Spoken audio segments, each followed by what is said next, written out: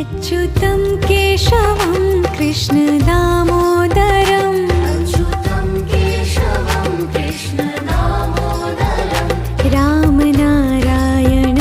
जानकी वल्लभम् रामनारायणं जानकी वल्लभं कौन कहते हैं भगवान खाते नहीं कौन कहते हैं भगवान खाते नहीं वीर शबरी के जैसे खिलाते नहीं वीर शबरी के जैसे खिलाते नहीं अच्युतं केशवं कृष्ण